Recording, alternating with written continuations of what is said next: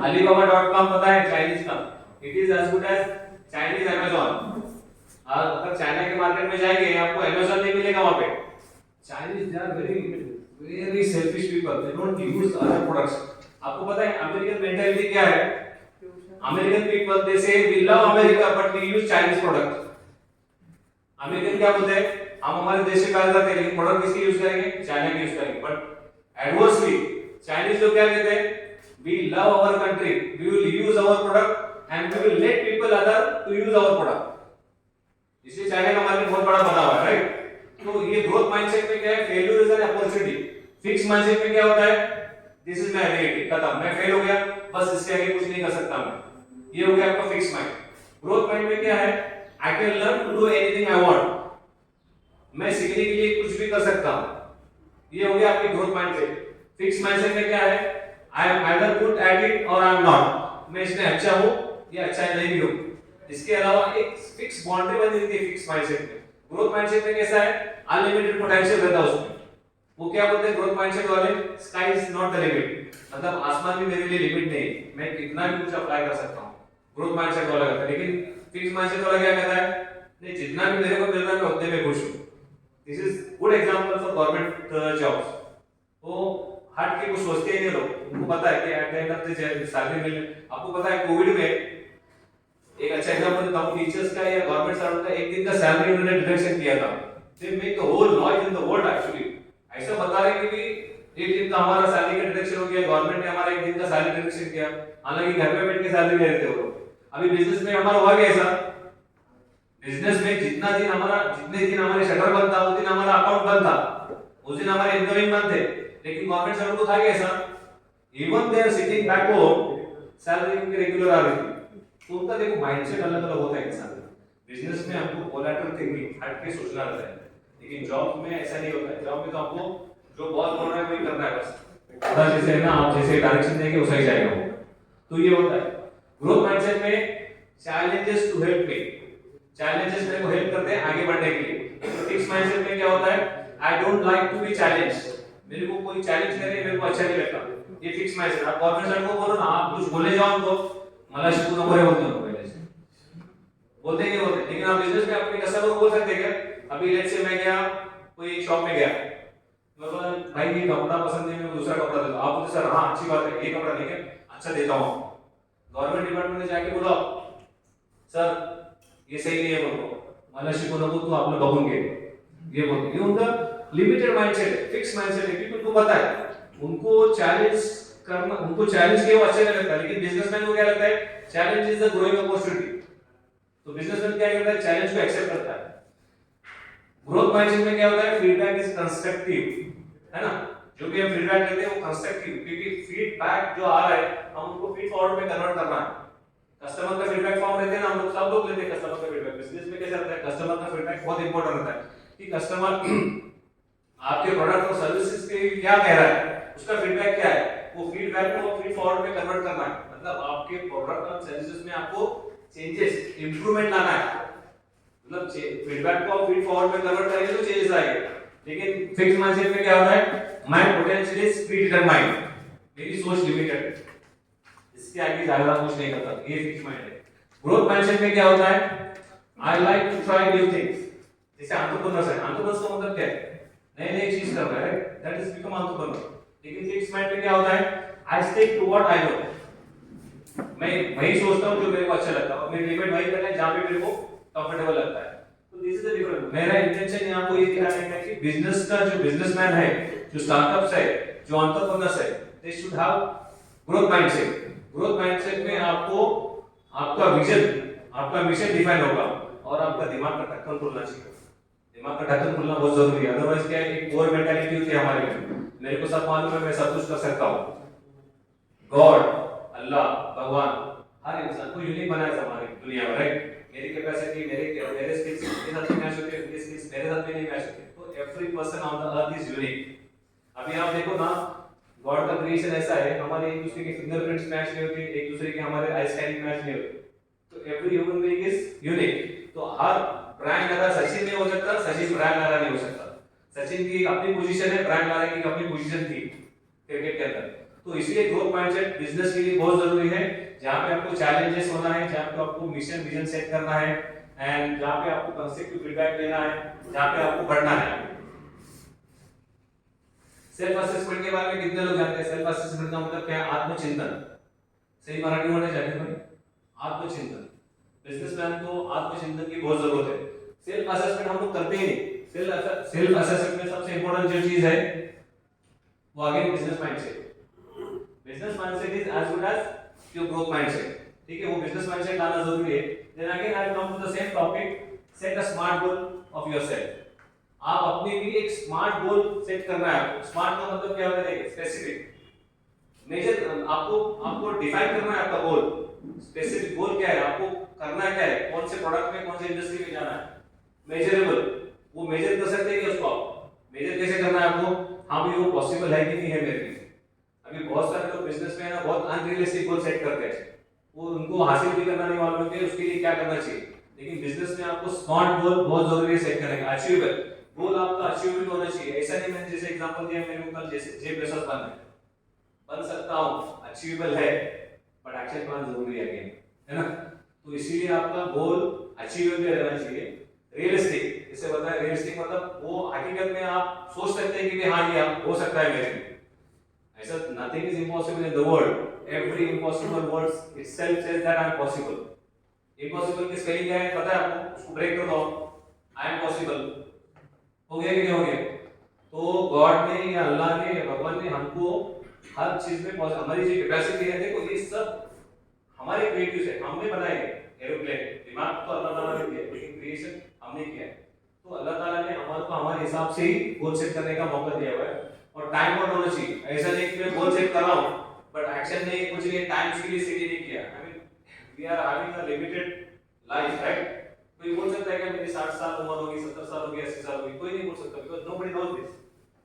तो टाइम बहुत कम है, इसलिए गोल ऐसे सेट करना चाहिए जिससे हम टाइम हमारा इंप्लीमेंट हो सके, राइट। SWOT एनालिसिस के बारे में कौन जानते हैं?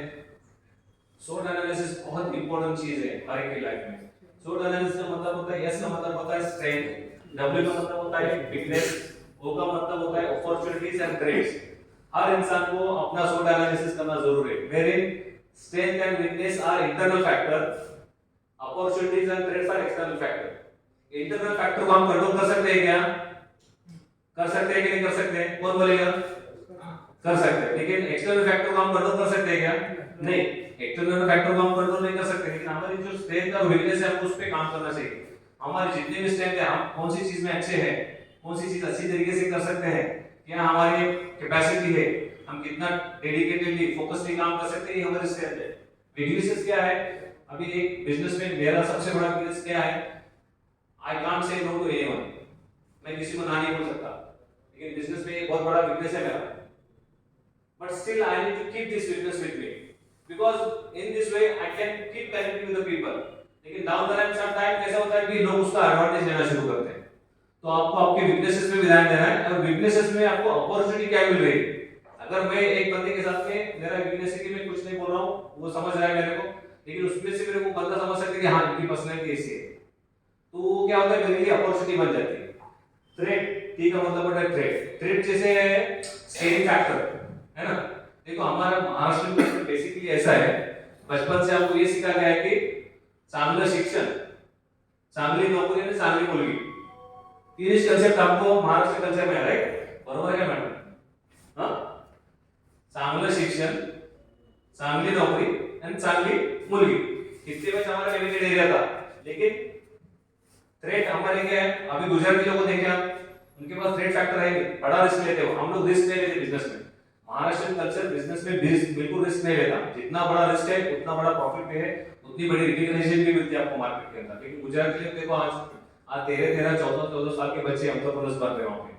एक 13 साल का बंदा है जो डॉक्टर विवेक बिंद्रा के साथ में जुड़ा हुआ है, he is earning in crores now. 13 साल का बंदा है, बस 13 साल का बच्चा है। अभी हमारे 13 साल के बच्चे तो किताब भी पढ़ना नहीं आती सीधी तरीके से यहाँ, लेकिन वो बिजनेस में बिलियनर कमा रहा है। ये होता है बिकॉज़ बिजनेस उनके ब्लड में गुजरात में लोग, सिडनी लोग, राइट, और जैन लोग, बिजनेस बहुत जरूरी है। लेकिन हमारे क्या है कल्चर, एजुकेशन, नौकरी, में अड़ा हुआ। तो इसलिए क्या है, थ्रेट हमारा निकालना चाहिए। बिजनेस में रिस्क होता है, लेकिन रिस्क तो है ही, रिस्क को हम कैसे फेस करेंगे, दैट्स योर स्किल्स। तो रिस्क लेना बहुत जरूरी है, और रिस्क को आप थ्रेट मत समझिए, ये स्कैरी फैक्टर आपके दिमाग में से निकाल दीजिए, क्योंकि देखो हर रिस्क के बाद में एक कंफर्ट जोन क्रिएट होता है आपके लिए, है ना। तो रिस्क को लेना जरूरी है, तो थ्रेट आपके रिमूव करना जरूरी है। शॉर्ट एनालिसिस, इसका कंक्लूजन ऐसा होता है कि हम लोग एक अपना आपको एनालिसिस करते हैं कि बता देंगे कि हाँ मेरी स्ट्रेंथ एंड वीकनेस क्या है, अपॉर्चुनिटी थ्रेट कैसे है, और अपॉर्चुनिटीज और थ्रेट्स को मैं अपने लिए कैसे मटेरियलाइज कर सकता हूँ, कैसे यूटिलाइज कर सकता हूँ।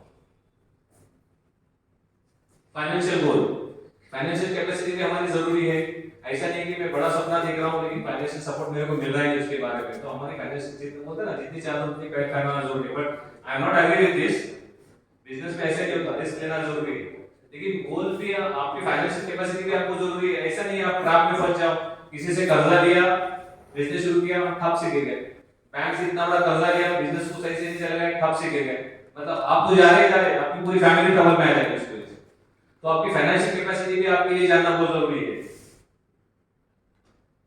Capital, assets and liabilities, business शुरू करने से पहले सेल्फ असेसमेंट में आपके एसेट्स और लायबिलिटी का भी चेक करना जरूरी है। एसेट्स मतलब क्या है, इन हैंड कैश कितना है आपके पास में बिजनेस शुरू करने के लिए, या आपकी एक प्रॉपर्टी है, या लिक्विड कैश कितना अवेलेबल है आपके पास में, ये भी बहुत जरूरी है। और लायबिलिटीज मतलब आपका कोई कर्जा तो नहीं है ना, बैंक से कर्जा लिया या फ्रेंड से लिया हुआ, किसी से लिया हुआ, ये भी आपको एसेस करना जरूरी है आपके सेल्फ असेसमेंट में।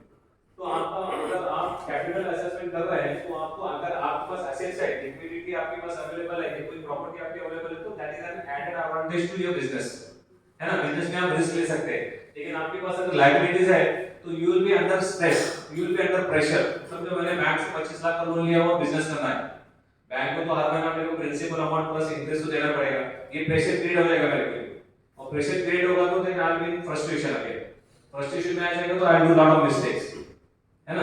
तो ये सेल्फ असेसमेंट के लिए बहुत जरूरी है। टाइम इन्वॉल्वमेंट, टाइम बहुत जरूरी है बिजनेस के लिए। आप your business is like your own baby, है ना, आपका बिजनेस आपकी बच्ची की जैसा है, क्योंकि आपको टाइम बहुत देना जरूरी है वहां पे। जब तक आप टाइम दे देके बिजनेस को स्ट्रीमलाइन नहीं करोगे, तब तक बिजनेस आपका ऑटोमेटिक मोड में नहीं जाएगा और बिजनेस सही तरीके से रन नहीं करेगा। इसलिए आपको टाइम इन्वॉल्वमेंट बहुत जरूरी है। Your fallback plan, as I told you, like business में सस्टेनेबिलिटी बहुत ही जरूरी है, और यू नेवर नो आपका बिजनेस आगे चलेगा कि नहीं चलेगा, लेकिन हर बिजनेस के लिए आपको फॉलबैक प्लान या प्लान बी या क्या बोलते हैं उसको, डिजास्टर मैनेजमेंट जिसको बताते हैं, कि अगर तुम्हारे बिजनेस में खुदा ना खास्ता अगर कुछ प्रॉब्लम आ गया, ऑल ऑफ सडन आपका बिजनेस कोलैप्स हो गया या फंड मैनेजमेंट की वजह से रुक गया, तो आपको प्लान भी रेडी रहना चाहिए, फॉलबैक प्लान आपका रेडी रहना चाहिए।